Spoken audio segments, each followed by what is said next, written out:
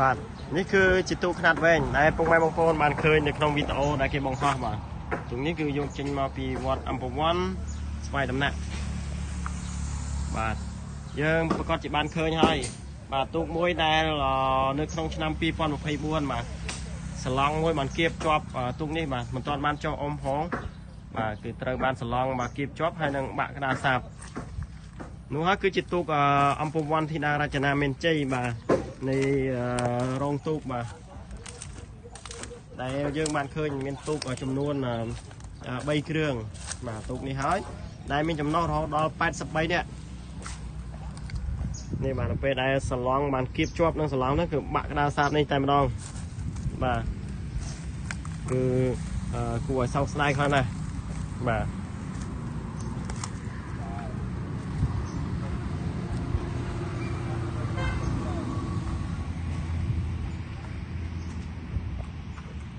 តែនៅពេលនេះបាទគឺមេជិងធំជិងហៀបកំពុងតែត្រៀមបដូរក្តារសាបហើយឲ្យបានអាចអមបាននៅក្នុងឆ្នាំ2025នេះ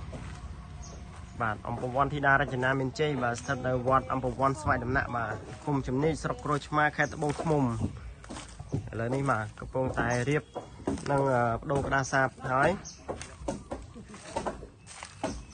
ឆ្នាំនេះបាទនឹងលេងឈុតធំហើយបាទដោយសារតែលោកគ្រូបាទគឺត្រៀមទូកចំនួន2គ្រឿងសម្រាប់យកទៅលេងនៅទីក្រុងភ្នំពេញបាទគឺមួយបាទគឺស្ថាបនាដោយមេជាងធំបាទ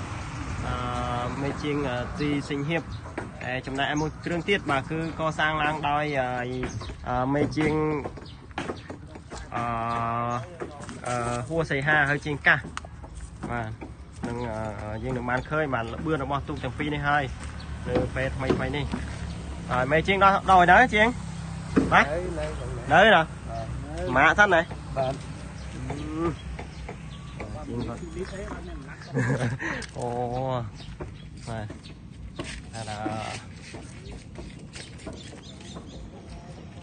បាទចឹងក្រោយពីដូរក្តារសាបហើយបាទនឹងយកទូកត្រឡប់ទៅវត្តវិញបាទសោកស្ដាយដែរកាលមុនហ្នឹងគឺអត់ទាន់បានអមហ្មងមកគឺនេះមើលគៀបបាក់នេះបាទហើបអស់ហើយបាទសារតែគៀបនឹងសឡង់អត់បានអមហ្មងបាទរបួសច្រើនកន្លែងដែរបាទ5មេត្រធំបាទនេះសុទ្ធតែជាកន្លែងដែលរងគ្រោះបាទដោយសារគៀបនឹងសឡង់ហើយបាទគឺ3កន្លែងបាក់ក្តារសាបគឺ3កន្លែងបាទអញ្ចឹងអរគុណ